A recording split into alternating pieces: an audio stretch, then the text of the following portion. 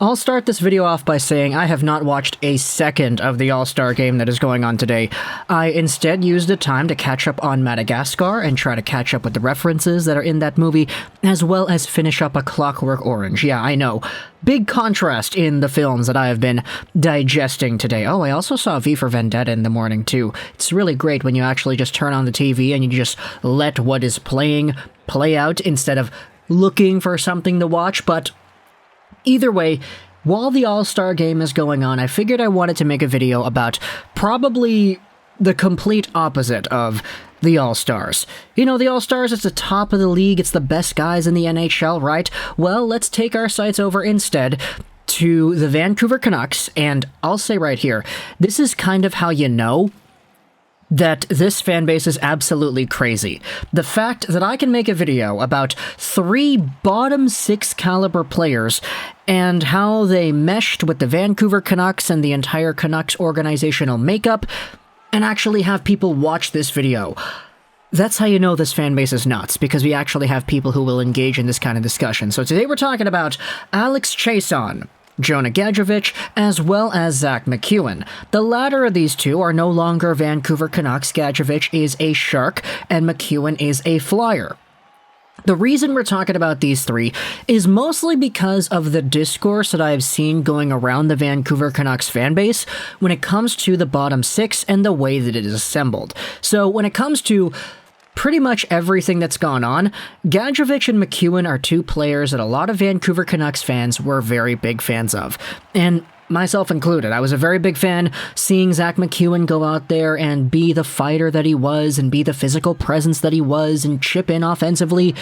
Seldom like he did, but once in a while when he would do something, it would usually be pretty okay. And for Jonah Gadjovich, it was kind of a similar story, except it was not really at the NHL level, it was all done in the AHL. He was this fighter out of the OHL and the Owen Sound attack system. He was taken with the draft pick that the Vancouver Canucks got from Columbus for hiring John Tortorella. Yeah, that's a long time ago, isn't it? But either way, Gadjovich was seen as this middle 6 caliber fighter guy who would make his work environment a lot safer for his organizational peers. Those were the words that Jim Benning used. He makes our environment safer. And those were kind of the qualities that a lot of people were expecting to see out of Gadjovich. And then a little bit more was added on top of that during his days with the Utica Comets last year. Gadjovich last season was an absolute beast of a goal scorer, and he went out there with a tremendous amount of production, so much to the point that a lot of Canucks fans started to get super excited. Okay, this will be the year. We have Zack MacEwen breaking into the lineup. We have Jonah Gadjovich breaking into the lineup. Both of these guys have had some pretty good upward trajectories.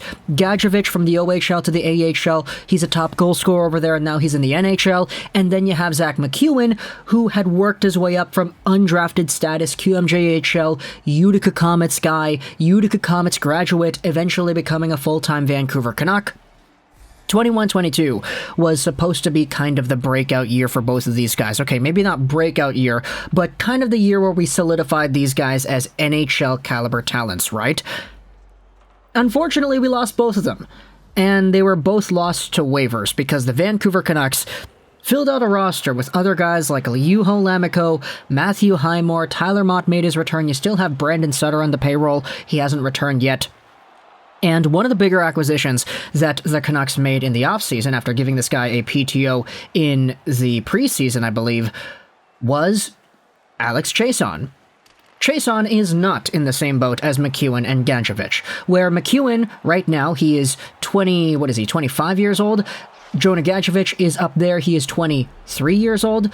Chiasson is 31, so the age disparity is a lot more tilted in the previous two Canucks prospects' favor.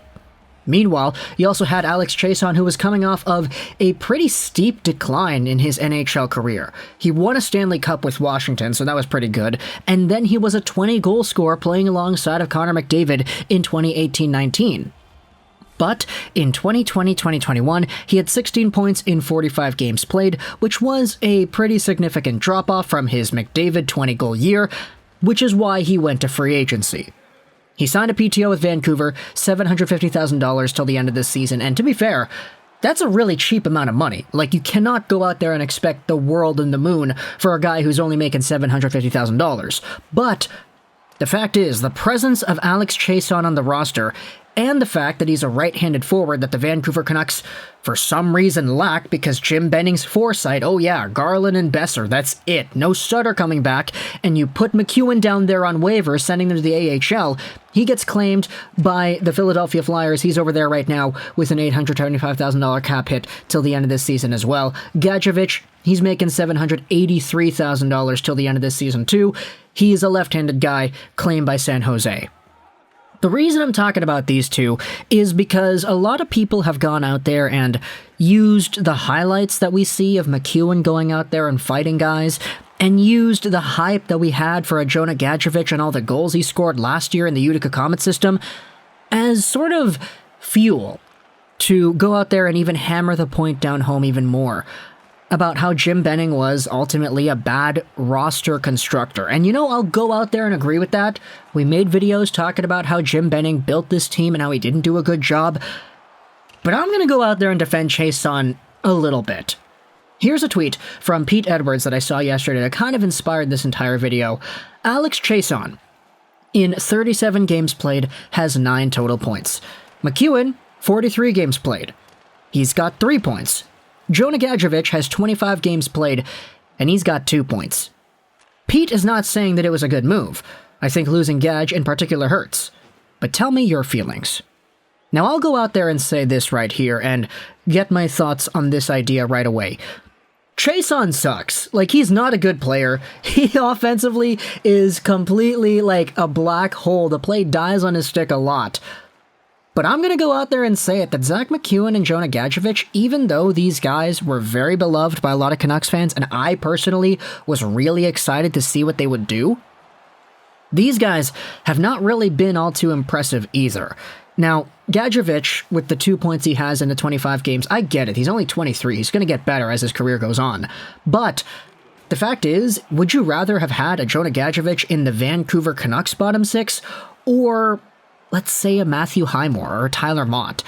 Gadjovich, to his credit, has been developing fine, and he took a huge step with the Comets last year. It's just the role that Chiasson fills on this Canucks team, unfortunately, would not be able to be fulfilled by Gadjovich by the nature of him being left-handed to Chiasson's right. Meanwhile, Zack MacEwen has gone out there, and sure, he goes out there, he fights a lot, he creates a safe work environment for the Philadelphia Flyers.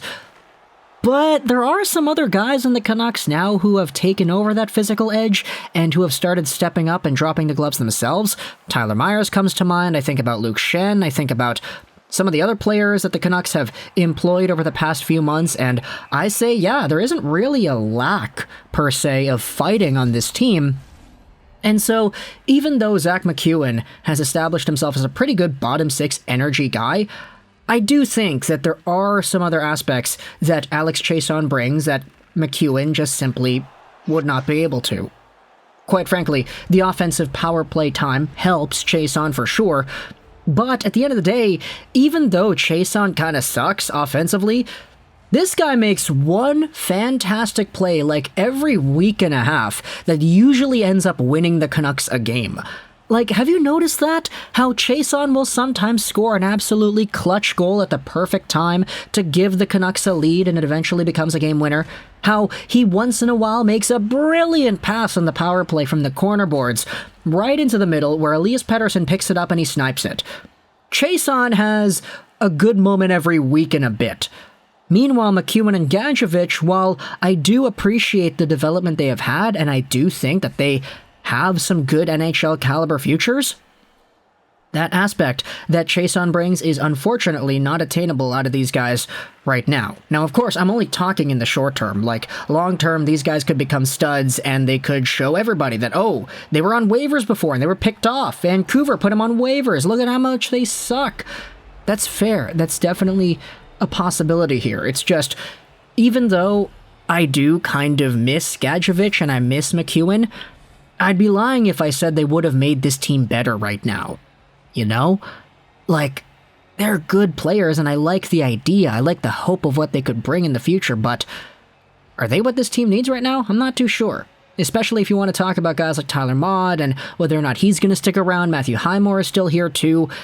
There are some conversations to have about the Vancouver Canucks and their bottom six, and unfortunately MacEwen and Gadjovich are no longer part of those, but it is kind of understandable to see why everything shaped up the way it did, at least in my opinion.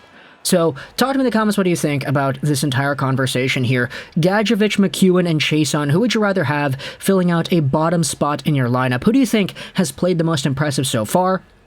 I'm going to be honest, Chiasson has those moments where he sparks up and he looks fantastic.